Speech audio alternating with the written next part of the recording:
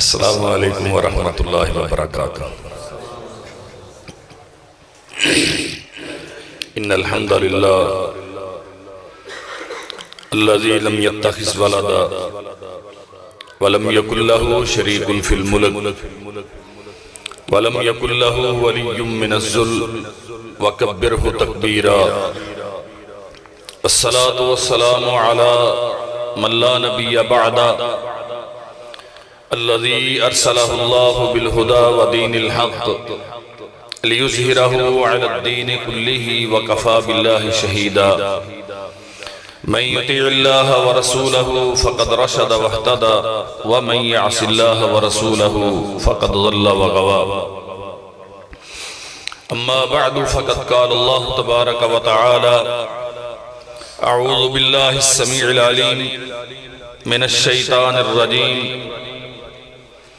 من حمزه ونفخه ونفسه، لقد من الله على المؤمنين إذ بعث فيهم رسولا منهم يتلو عليهم آياته ويزكيهم ويعلمهم الكتاب والحكمة وإن كانوا من قبل لفي ضلال مبين، اللهم صل وسلم على عبدك ونبيك محمد وبارك وسلم وصل عليه۔ لائق سب تکریم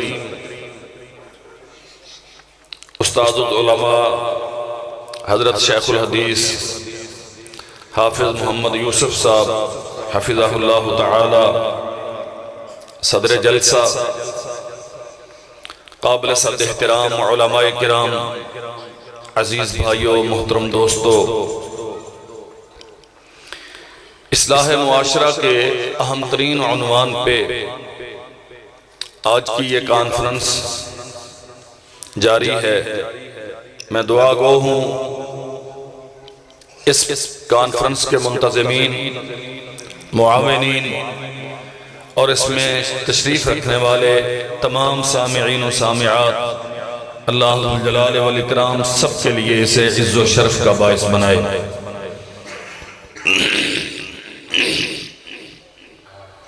مسجد میں جب بھی تشریف لائیں، بیٹھنے کا ارادہ ہو تو اپنا مزاج بنائیں، اسے بند کر کے آیا کریں، کوئی حرج نہیں ہے۔ 10-15 منٹ، آدھا گھنٹہ، 2 گھنٹے، 3 گھنٹے اگر ہمیں دنیا کے حالات سے واقفیت نہیں ہوگی تو ہمارا کوئی نقصان نہیں ہونے والا۔ یہ ایسا عذاب ہے، فوائد بھی ہیں، ہر چیز کے فوائد ہوتے ہیں، لیکن ہمارے ہاں اس کا منفی استعمال اس قدر زیادہ ہو گیا۔ آپ دیانتداری سے بتائیں، جو بندہ موبائل استعمال کرتا ہے، جب نہیں کرتا تھا تب قرآن مجید زیادہ پڑھتا تھا یا اب زیادہ پڑھتا ہے؟ تو انہوں پوچھا جائے، پہلو زیادہ پڑھتا ہے، ہون رات ہوں نا ماشاءاللہ منڈے، کڑیاں، بابے سارے ہی وہ جنہاں بچارے نے پی ایس ایل دا میچ ٹی وی تے بیٹھ کے دیکھ لیا، جڑا نہیں دیکھ سکے نا وہ پھر اودیاں چلکیاں دیکھ دے موبائل تے کمبل منہ تے کھچ کے نا انہوں جوں چلاندے ہیں، یا ایدی بیٹری ختم ہو جاندی یا بندے دی آپ دی بیٹری ختم ہوندی، تاں جا کے جان چھوڑ دی، جنہی دیر تھی چلدا رہے انہی دیر تھی یہ بند نہیں ہوندی۔ اچھا، ہم نے حدیث میں پڑھا ہے رسول اللہ صلی اللہ علیہ وسلم سویا کرتے تھے، نماز عشاء کے بعد کوئی لمبی چوڑی مجلس بغیر شرعی ضرورت کے آپ ناپسند کرتے تھے، باتیں نہیں کرتے تھے، داہنا ہاتھ دائیں کان کے نیچے رکھ کے یا رخسار کے نیچے رکھ کے قبلہ روح ہو کے آپ سوتے تھے۔ بہت سارے اذکار ہیں، آخری تینوں سورتیں ہیں، سورہ بقرہ کی 2 آیات ہیں، آیت الکرسی ہے، سونے کی دعائیں ہیں، اللہم بسمک اموت و احیا، اللہ تیرے نام پہ زندہ ہوتا ہوں، تیرے نام پہ زندگی گزارتا ہوں، تیرے نام پہ نیند کی وادی میں اتر رہا ہوں، نبی رحمت صلی اللہ علیہ وسلم یہ دعا پڑھ کے سوتے تھے، اور جب صبح بیدار ہوتے تھے تو الحمدللہ الذی احیانی بعدما اماتانی وَإِلَيْهِ النُّشُورُ یہ دعا پڑھتے تھے، گویا اعلان کرتے تھے کہ جو رات گزری ہے وہ بھی تیرے نام پہ گزری ہے، جو دن چڑھا ہے یہ بھی تیرے نام پہ گزرے گا، یعنی میری راتیں بھی تیرے لیے ہیں، میرا دن بھی تیرے لیے ہیں، میں تیرے نام کی مالا جپتا ہوں، تیرے نام پہ زندہ رہتا ہوں اور تیرے نام پہ مرنا چاہتا ہوں۔ یہ معیار ہے مومن آدمی کی زندگی کا۔ اب بدقسمتی سے وہی مومن ہے اور وہی نمازی ہے، وہی نمازی کا بیٹا ہے، وہی اسلامی نام رکھنے والا ہے، وہی بچپن میں قرآن مجید کے چند اوراق پلٹ کے ناظرہ قرآن کے نام پہ ایک فرض ادا کرنے والا ہے۔ اب وہ موبائل دیکھتا دیکھتا بیچارہ نڈال ہو کے گرتا ہے، بغیر دعا پڑھے رات کو 1:30 بجے سوتا ہے، اور صبح 7 بجے جب وین اس کے دروازے پہ ہارن دے رہی ہوتی ہے، یا آفس میں جانے کا ٹائم ہو چکا ہوتا ہے، یا بھینسوں کا دودھ نکالنے کا وقت جا رہا ہوتا ہے، تو تب جا کے وہ اٹھتا ہے، نہ رات کو سوتے ہوئے دعا پڑھتا ہے، نہ صبح کو اٹھتے ہوئے دعا پڑھتا ہے۔ اصلاح معاشرے کی اصلاح ہوتی ہے ان بنیادی اصولوں کو اختیار کرنے سے جو محمد رسول اللہ نے اس کی اصلاح کے لیے لازم کیے ہیں۔ آپ جاگیں تو اللہ کے نام پہ جاگیں، آپ سوئیں تو اللہ کے نام پہ سوئیں۔ جو معاشرہ موبائل دیکھتے ہوئے سوتا ہے اور صبح اٹھتا ہے تو سب سے پہلے تکیے کے نیچے سے موبائل نکال کے دیکھتا ہے کہ رات کو دنیا میں انقلاب تو بپا نہیں ہو گیا، اس کی اصلاح کیسے ہوگی؟ میں عرض یہ کر رہا تھا، اللہ آسمان و زمین کا خالق ہے، ہمارا بھی وہی خالق ہے، اس نے ہماری اصلاح کے لیے آسمان سے ایک نظام تعلیم بھیجا ہے۔ آپ چلیں موبائل کی مثال ہی دیتا ہوں، چونکہ یہ ہر ایک کے ہاتھ میں ہے۔ اب تو ماشاءاللہ ایک موبائل میں 3 سمیں ڈلتی ہیں اور ایک بندے کے پاس 3 موبائل ہوتے ہیں۔ اللہ اکبر۔ جب آپ موبائل لیتے ہیں نا، ڈبہ پیک موبائل، وہ 2600 کا ہو یا 36,000 کا ہو یا 1.5 لاکھ 2 لاکھ کا ہو، جتنے کا بھی ہو، اس کے ساتھ آپ کو ایک کتابچہ ملتا ہے جس پہ پوری ہدایات لکھی ہوئی ہیں، یہ برانڈ کب کا ہے، کہاں سے بنا ہے، اس کی کمپنی کیا ہے، اس کا ٹریڈ مارک کیا ہے، اس کا سافٹ ویئر ہارڈ ویئر کتنی کیپیسٹی کا ہے، اسے آپریٹ کیسے کریں گے، اگر یہ خراب ہو گیا تو اسے درست کیسے کریں گے، یہ کب تک اس کی وارنٹی چلے گی، کب تک یہ آپ کو کام دے گا، ساری چیزیں اس وارنٹی کارڈ پہ لکھی ہوئی ہوتی ہیں۔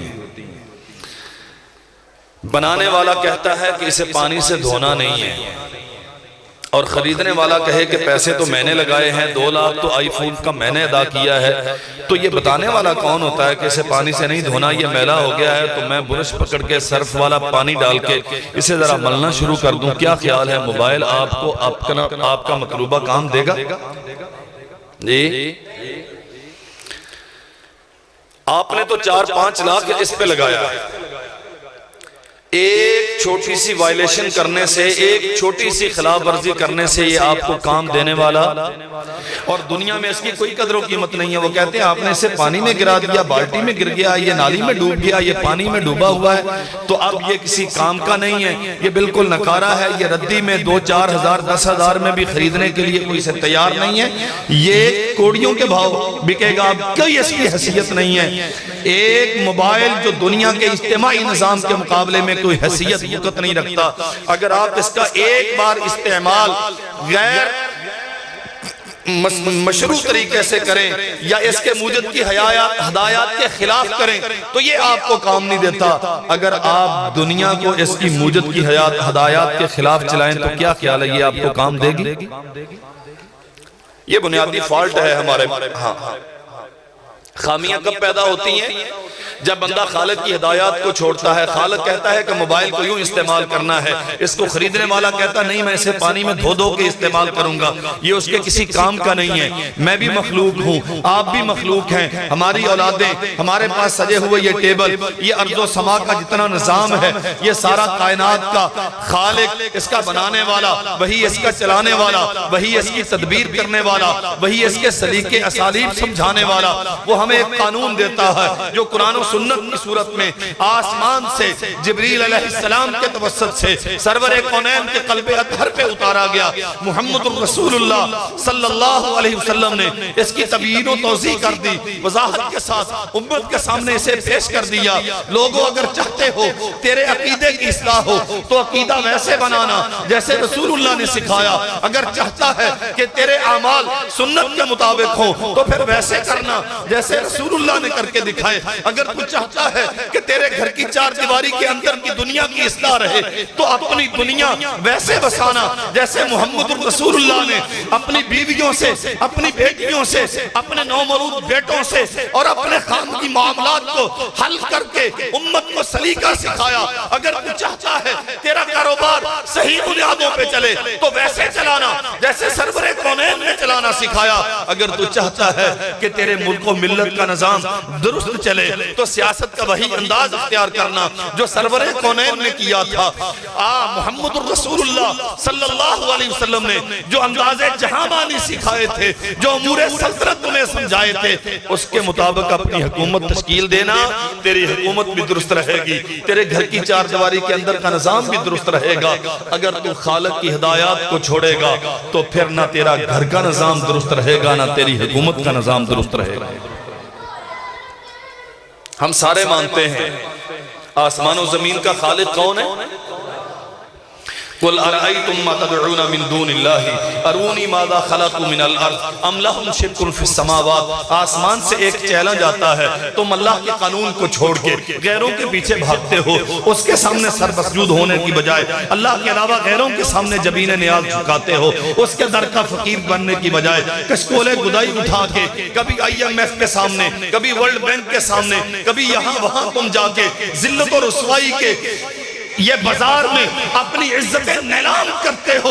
قُلْ أَرَأَيْتُمْ مَا تَدْعُونَ مِن دُونِي أَرُونِي مَاذَا خَلَقُوا مِنَ الْأَرْضِ۔ اللہ کے علاوہ جن سے تم نے امیدیں وابستہ کی ہیں، جن سے خیر چاہتے ہو، جن کے نظاموں کو اڈاپٹ کر کے تم اپنے ملک و ملت کا معاملہ سنوارنا چاہتے ہو، جن کے قوانین کو لاگو کر کے تم اپنی قوم کی اصلاح کا دعویٰ رکھتے ہو، أَرُونِي مَاذَا خَلَقُوا مِنَ الْأَرْضِ۔ اگر تم سمجھتے ہو کہ مائیکل باربر کا نظام اچھا ہے، اگر تم سمجھتے ہو کہ ابراہیم لنکن کا نظام اچھا ہے، اگر تم سمجھتے ہو کہ کیپیٹلزم تیرے مسئلے کا حل ہے، اگر تو سمجھتا ہے کہ امپیریلزم تیرے مسئلے کا حل ہے، اگر تو یہ باور کرتا ہے کہ کمیونزم تیرے مسئلے کا حل ہے، أرونی ماذا خلقوا من الارض، وہ آسمان کا خالق تمہیں چیلنج دیتا ہے۔ اگر میرے اتارے ہوئے قانون کو، قرآن و سنت کو تم چھوڑ کے انسانوں کے بنائے ہوئے قانون کو اپنے مسئلے کا حل سمجھتے ہو، مجھے بتاؤ جن سے تم قانون لیتے ہو، أرونی ماذا خلقوا من الارض، آسمان و زمین کے بنانے میں ان کا کردار کیا ہے؟ یا ایوہ الناس ضرب مثل فاستمعوا له ان الذين تدعون من دون الله لن يخلقوا ذبابا ولو اجتمعوا له وان يسلبهم الذباب شيئا لا يستنقذوا منه ضعف الطالب والمطلوب۔ امریکہ سے لے کر الجزائر تک اور مشرق سے لے کر مغرب تک، انتہائی دنیا کے آخری کونے سے لے کر وسط دنیا تک، سارے سائنٹسٹ، سارے ماہرین، سارے ان کے جتنے بھی بڑے بڑے پروٹوکول رکھنے والی اتھارٹیز ہیں، سارے وسائل جمع کر کے آ جائیں۔ اللہ ذو الجلال والاکرام چیلنج کرتا ہے، آسمان و زمین میں تخلیق کرنا، کچھ بنانا تو دور رہا، وہ تمہارے کھانے کا ایک ذرہ جو مکھی تیری پلیٹ سے اٹھا کے لے گئی، تم سارے مل کے اس سے وہ چھیننے کی طاقت نہیں رکھتے۔ ضعف الطالب والمطلوب، جب تو اتنا کمزور ہے، جب تیرے نظام اس قدر بے حقیقت ہے کہ ہر چند سال کے بعد تو امیٹمنٹ کرتا ہے۔ 1973 کا آئین بنایا، 74 میں اس میں ترمیم ہو گئی، پھر 75 میں اس میں ترمیم ہو گئی، 7 ترمیمیں اس میں بھٹو صاحب بنانے والے نے کر دی، 8ویں ترمیم ضیاء الحق نے کر دی، اور تب سے لے کر آج تک 21 ترمیمیں ہو چکی ہیں۔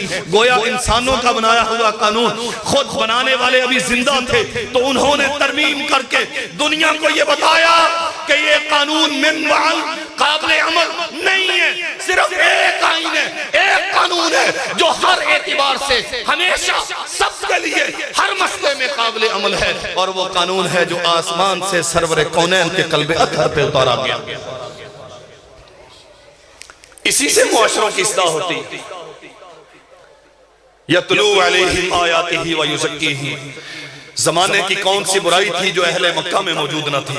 وہ مشرک تھے، شرک سے بڑا جرم اور کوئی نہیں ہے۔ وہ کافر تھے، کافر سے بڑی نجاست، کفر سے بڑی نجاست اور کوئی نہیں ہے۔ وہ بت پرستی کرتے تھے، وہ غیروں کے سامنے جبین نیاز جھکاتے تھے، وہ اللہ کو چھوڑ کے غیروں کے سامنے دستے سوال دراز کرتے تھے، وہ بچیوں کو زندہ درگور کرتے تھے، وہ زنا کو عزت و شرف کا باعث سمجھتے تھے، وہ حرمتوں کی پامالی کو اپنے لیے عزت کی معراج خیال کرتے تھے، وہ چار دیواری کے تقدس کو ملیہ میٹ کرنے کو فخر و مباحات کا دلیل بنایا کرتے تھے۔ اللہ جلال والاکرام نے ایسے معاشرے میں جو گندگی سے لتڑا ہوا، بے حیائی میں ڈوبا ہوا، ذلت میں غرق اور حلق تک گندگی کا لبادہ اوڑے ہوئے تھا، اس معاشرے میں سرور دو جہاں محمد الرسول اللہ صلی اللہ علیہ وسلم کو ختم المرسلین بنا کے بھیجا، ان کے اصلاح کے لیے ذمہ دار بنا کے بھیجا۔ اللہ کے نبی نے جو اصلاح کا نظام متعارف کروایا وہ کیا تھا؟ کوئی یونیورسٹیاں قائم کی، کوئی دنیا کے ماہرین کو بلایا، بڑے بڑے ڈپلومے اور ڈگریاں رکھنے والے، کیا انہیں امپورٹ کیا؟ محمد الرسول اللہ صلی اللہ علیہ وسلم کو اللہ نے انسانوں کی اصلاح کے لیے ایک قانون دیا، قسم پیدا کرنے والے رب کی وہی قانون جس نے مشرکین مکہ کی اصلاح کی، وہی قانون آج اس گاؤں کے، اس شہر کے، اس ملک کے، اس روئے زمین کے بسنے والوں کی اصلاح کا ضامن ہے۔ نہ تب اس کے علاوہ کوئی اور قانون مؤثر تھا، نہ آج اس کے علاوہ کوئی اور قانون مؤثر۔ اور وہ قانون کیا تھا؟ ہمیں بڑا فخر ہوتا ہے، ماشاءاللہ حاجی صاحب بچے کنے نے جی، اللہ دی رحمت ہے جی، 6 نے ماشاءاللہ کی کر دینے، انگریزی سکولے پڑھ دینے، اچھی بات ہے، انگریزی سکول میں بچوں کو پڑھانا منع نہیں۔ اچھا قرآن مجید پڑھے؟ ہاں جی، وہ جاندے نے مولوی صاحب کو سویرے سپارہ پڑھنے۔ اب جن کے گھر میں کوئی تھوڑے سے پیسے زیادہ ہیں تو مولوی بیچارہ ان کے دروازے پہ جاتا ہے سپارہ پڑھانے، وہ مسجد میں نہیں بھیجتے بچوں، کہتے قاری رکھیا ہے، کبھی قاری صاحب نہیں کہیں گے، قاری رکھیا ہے، وہ ہوندہ نیانے انہوں پڑھاؤں، تو اس کے ساتھ سلوک پتہ کیا ہوتا ہے؟ قاری صاحب جا کے دروازے پہ دستک دیتے ہیں، جی کون؟ قاری صاحب ہے جی بچیاں نوں پڑھانا، قاری جی تسی آج واپس چل جو بچیاں دا موڑ نہیں۔ کتاب و سنت کے ساتھ ہمارا تعلق یہ ہے، اس کے ساتھ ہمارا رشتہ یہ ہے، اس علم کے ساتھ ہمارا سلوک یہ ہے، اس کے حاملین کے ساتھ ہمارا برتاؤ یہ ہے، اور ہم سمجھتے ہیں کہ معاشروں کی اصلاح ہو جائے، یہاں اسلامی انقلاب آ جائے، یہ ملک و ملت عزت دار بن جائے۔ اور یاد رکھو میرے بھائیو، ان العزت للہ ولرسولہ وللمؤمنین، عزت آسمان سے آتی ہے، اپنے رسول پہ بھیجی ہے، مومنوں کے لیے ہے، عزت ان کے لیے نہیں ہے جو محمد الرسول اللہ صلی اللہ علیہ وسلم سے بے وفائیاں کرتے۔ اللہ نے عزت دار بنایا، قاتلوں کو محافظ بنایا، چوروں ڈاکوؤں لٹیروں کو عزت دار بنایا، زانیوں کو عزتوں کا تحفظ کرنے والا بنایا۔ کیسے؟ یتلو علیہ آیاتہ ویزکیہم، کوئی پولیس کا محکمہ قائم نہیں ہے، کوئی سی آئی ڈی کرنے والا نہیں ہے، کوئی سی ٹی وی جیسے یہ جاسوسی کے ادارے موجود نہیں ہیں، اتنے سارے ہمارے ماشاءاللہ سیکیورٹی ادارے ہیں اور انٹیلیجنس ایجنسیاں ہیں جن کی حد کوئی نہیں، لیکن مرض بڑھتا گیا کہ وجود ہوا کی، جیسے تو نے پولیس پھیلائی، جیسے تو نے ادارے زیادہ بنائے، ویسے مصیبتیں زیادہ آئیں۔ اصل مسئلہ کیا ہے؟ دل سے للہیت ختم ہو گئی، وہ قانون، وہ ضابطہ اور وہ اسالیب جو انسان کی اصلاح کے، معاشرے کی اصلاح کے ذمہ دار تھے، تو نے انہیں چھوڑا اور ایک ایسی دلدل میں اتر گیا جس میں جتنے ہاتھ پاؤں زیادہ مارے گا اتنا زیادہ تو اس میں ڈوبتا جائے گا۔ کتنے سادہ ہیں میر، کتنے سادہ ہیں میر کے ہوئے تھے بدرام جس کے دم اسی اتار کے لونڈے سے دعا لیتے ہیں۔ ہم کتاب و سنت کو چھوڑ کے ذلیل ہوئے، اور کیا طرفہ تماشا ہے، ہم نام مدینے کا لیتے ہیں اور ہم ٹکٹ نیو یارک کا کٹواتے ہیں، ہم مرنا مدینے میں چاہتے ہیں اور زندہ یورپ میں رہنا چاہتے ہیں۔ کیا خیال؟ وہ شعر پڑھتے ہیں نا، میں تو مجھے آتے نہیں ہیں. سامنے روزہ ہوئے تے جالیاں ہون تے ادھروں ملک الموت آ جائے تے رسول دا دیدار ہوئے تے جناب میں فوت ہو جاواں تے رہنا کتھے ہے؟ سوئٹزرلینڈ. بات سمجھ آ رہی؟ سب کو آ رہی؟ ویسے اردو سمجھ آ جاتی؟ اے جی آج کل پی ایس ایل دے میچ چل رہے ہیں تے انگریزی کمنٹری ہوندی تے سارے انہوں سمجھ آؤں. ہاں جی سارے انہوں سمجھ آؤں. جیڑے حاجی صاحب نے 9 نمبر دی اینک لائی نا انہوں ہی پتا اچھا آسٹریلوی ہے ویسٹ انڈیز دا. ویسے ساڑھے متعلق کے سویرے جا کے ہی کہنا مولوی زور بہت لاؤندا سی پر سمجھ نہیں آئی اردو جو بولدا سی. اب راسک صاحب آ جان گے انشاءاللہ پنجابی دے وچ میری گل دا ترجمہ کرن گے. ویسے تانوں انگریزی اگر پی ایس ایل دی کمنٹری سمجھ آندی تے مولوی دی اردو کیوں نہیں سمجھ آندی؟ جی میں نے عرض کیا ہمارے پاس ایک قانون ہے یتلو علیہم آیاتہ ویزکیہم.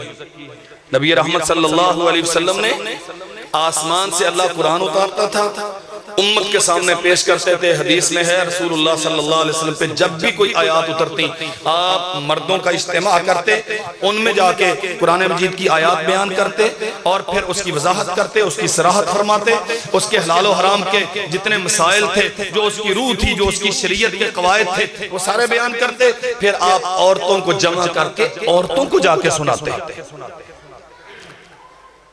اور ہمارا سلوک کیا ہے؟ ساری زندگی قرآن مجید ایک بار ترتیب کے ساتھ پڑھا. جب بچہ بچپنے میں مولوی صاحب کے سامنے آ کے دوزانو ہو کے بیٹھتا تھا اس نے ناظرہ پڑھا. انگریزی ہم پڑھیں گے ترجمے کے ساتھ, انگلش لٹریچر میں ہم ماسٹر کریں گے, میتھمیٹکس ہم پورے کلیوں فارمولوں کے ساتھ سمجھ کے پڑھیں گے, الجبرا جیومیٹری کے سارے زاویے ہمیں ازبر ہوں گے, سائنس ایف ایس سی کریں گے, آئی سی سی کریں گے, فلاں کریں گے, وہ کریں گے, یہ کریں گے, ساری ڈگریاں ہم سمجھ کے پڑھیں گے. ایک قرآن کے ساتھ یہ ظلم ہے. ہمیں الحمدللہ رب العالمین کی ترجمہ و تفسیر معلوم نہیں ہے. حمد کسے کہتے ہیں, رب کی ڈیفینیشن کیا ہے, عالمین کی وسعت کیا ہے, الرحمن کسے کہتے ہیں, الرحیم کسے کہتے ہیں, مالک یوم الدین کی حقیقت کیا ہے, نعبدو کیا ہے, ایاک بعد میں کیوں آیا, پہلے کیوں آیا, بعد میں کیوں نہیں آیا, نستعین کی حقیقت کیا ہے.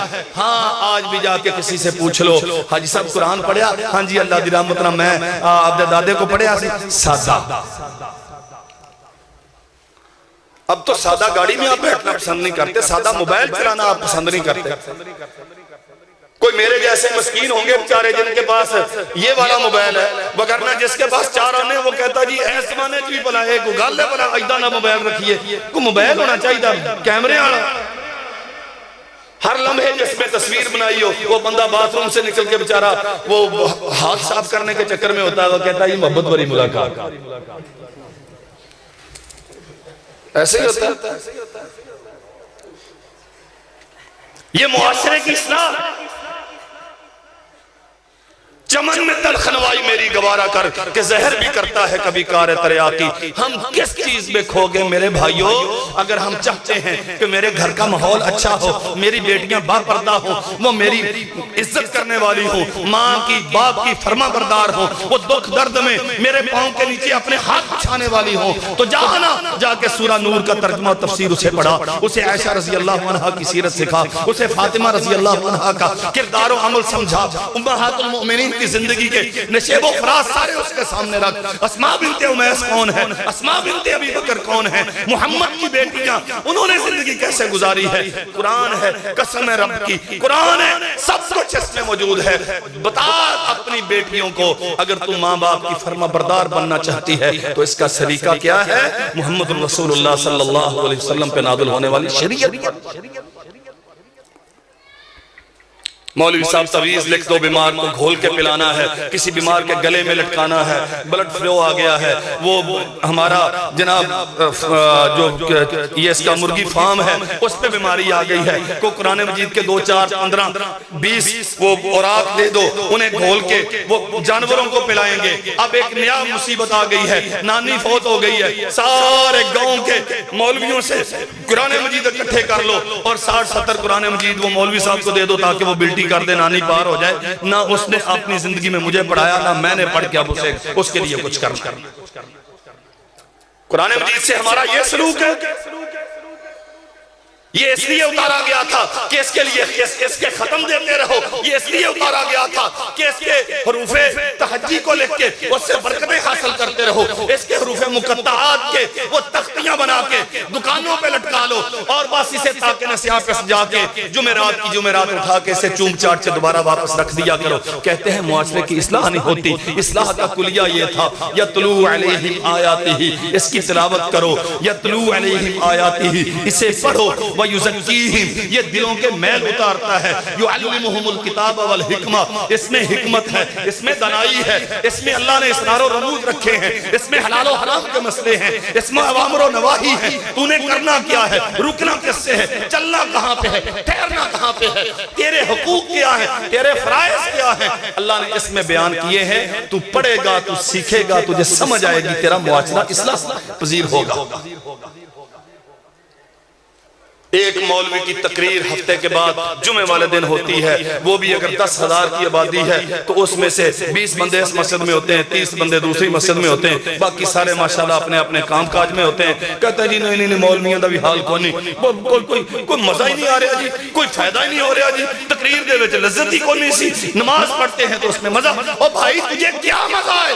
تو جانتا ہی نہیں نماز کیا ہوتی، تو جانتا نہیں ہے قل هو اللہ احد کا معنی کیا ہے، تو جانتا نہیں ہے قل یا ایھا الکافرون کہاں ہوتا ہے، تجھے خاک مزہ آئے گا ان سجدوں۔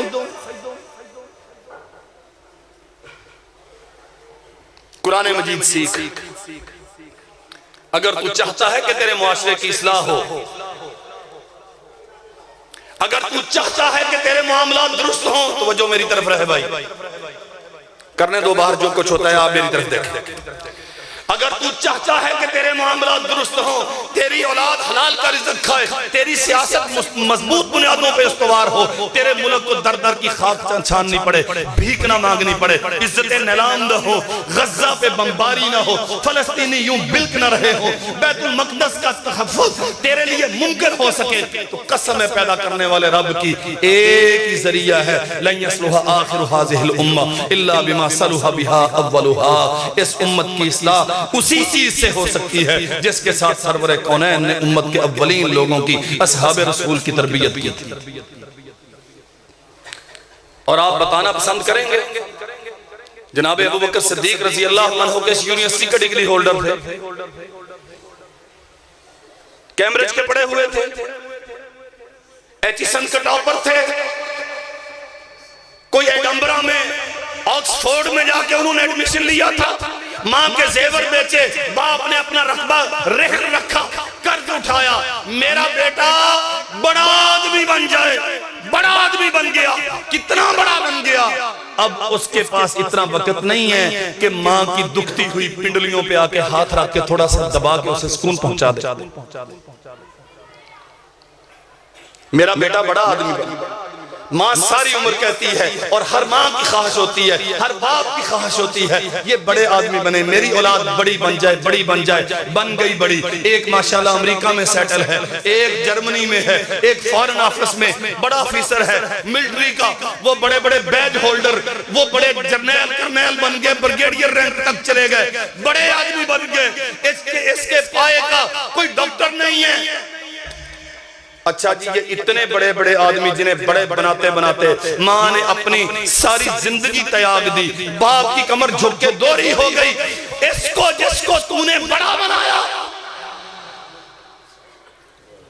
سلام رحمت اللہ اہلا اہلا بشار۔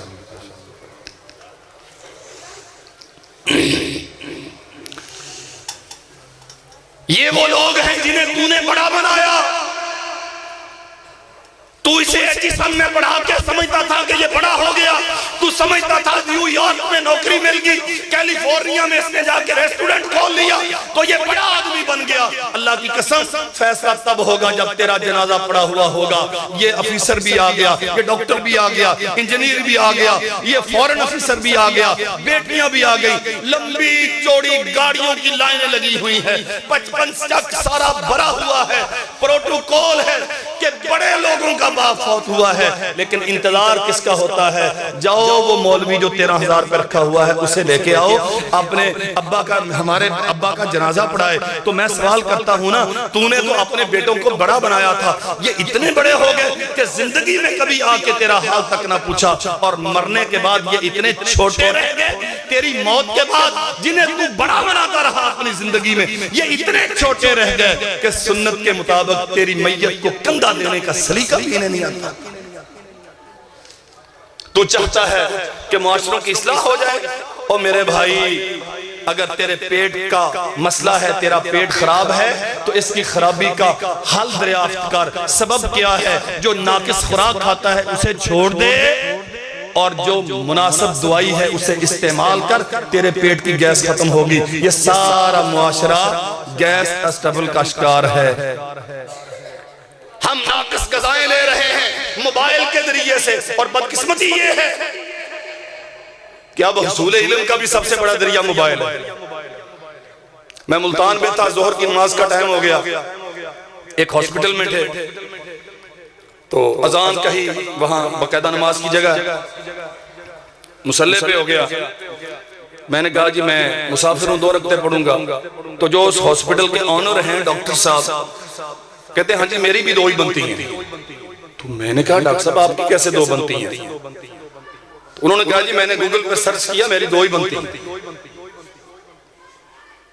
میں کسی عام آدمی کی بات نہیں کرتا، ویل ایجوکیٹڈ، پڑھا لکھا جس سے ہم مرعوب رہتے، ڈاکٹر اسپیشلسٹ ہے اپنے فن کا۔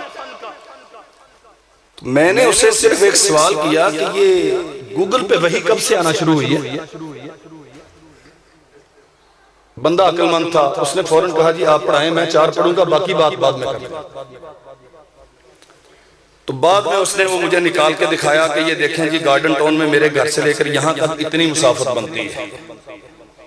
تو اتنی مسافت میں تو قصر بنتی ہے۔ تو میں نے کہا کوئی قاعدہ ضابطہ بھی ہے کہ آپ مسافت اکاؤنٹ کہاں سے کریں گے؟ اپنے گھر سے نکلیں اور ایک ہی محلے کے اگر 6 چکر لگانے پڑ جائیں، آپ کے 9 کلومیٹر پورے ہو جائے، تو آپ جا کے کھڑکا دیں، بس 2 بن گئے۔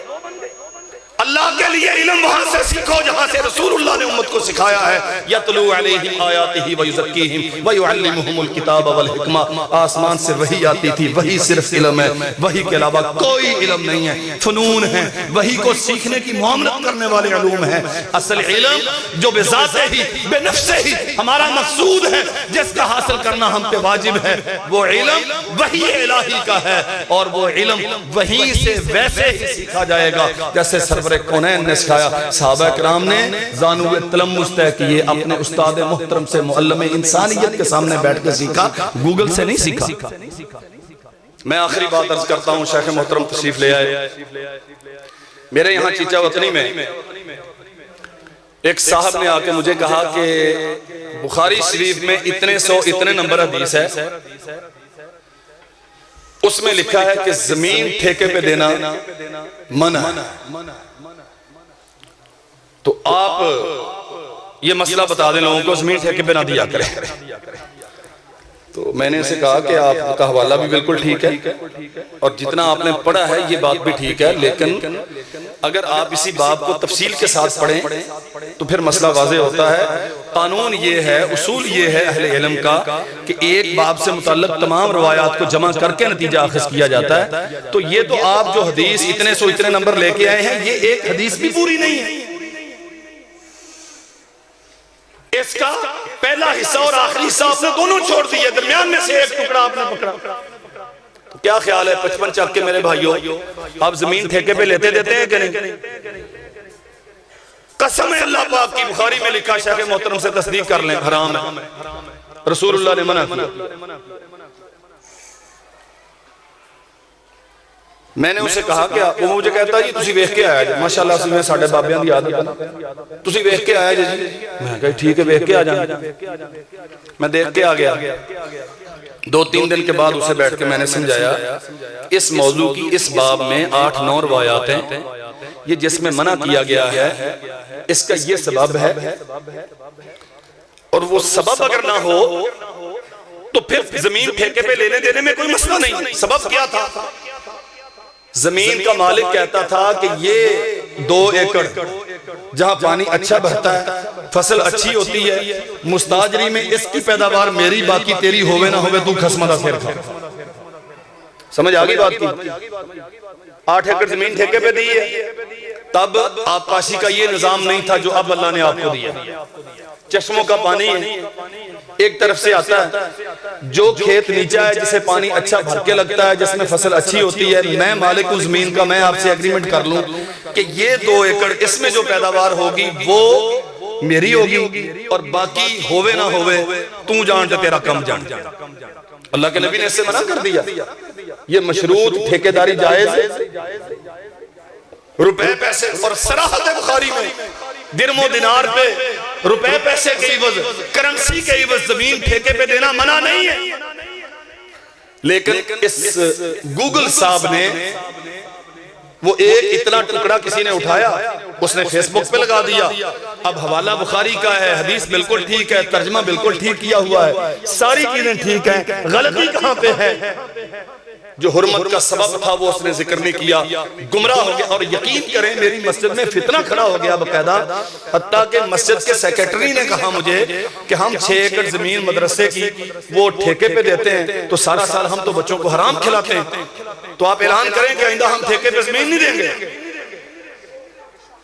میں عرض یہ کرنا چاہ رہا ہوں میرے بھائیوں، علم سیکھو. اگر معاشرے کی اصلاح چاہتے ہو تو علم سیکھو. علم نام ہے کتاب و سنت کا، لیکن سیکھو کہاں سے؟ علماء سے، جو علمی رسوخ رکھتے ہیں ان سے.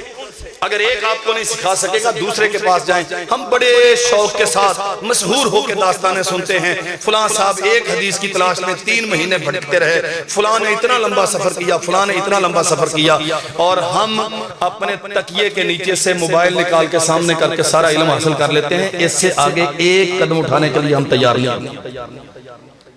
اور پھر آ کے روتے ہیں جی مولوی صاحب تسی کوئی تویز لکھ دیو، بچے کہہ کار نہیں رہے، بیٹی گل نہیں مانتی، گھر والی اکھاں بکھان دی ہے. اور میرے بھائی جو ان سارے معاملات کی چابی تھی ہم تو وہ کھو گئے. ہم نے تو وہ کم کر دی. آیات پڑھی نہیں، انہیں سمجھا نہیں، تزکیہ نفس ہوا نہیں، للہیت طاری ہوئی نہیں، تقوی دل میں آیا نہیں، اللہ کا خوف، اپنے حقوق کی ادائیگی کا ذوق، اور اپنی ذمہ داریاں ادا کرنے کا ذوق، اور اپنے حقوق سے صرف نظر کرنے کا ظرف پیدا نہیں ہوا. نتیجہ بگاڑ کی صورت میں سامنے. اللہ ذوالجلال والاکرام ہمیں سمجھنے کی توفیق عطا فرمائے. جو چند تلخ و ترش باتیں آپ کی خدمت میں عرض کر سکا، اگر یہ صحیح ہیں تو اللہ ذوالجلال والاکرام ہمیں ان پہ عمل پیرا ہونے کی توفیق عطا فرمائے، اور اگر کوئی خامی ہے تو اللہ وحدہ لا شریک ہم سے درگزر فرمائے. وآخر دعوانا الحمدللہ رب العالمین.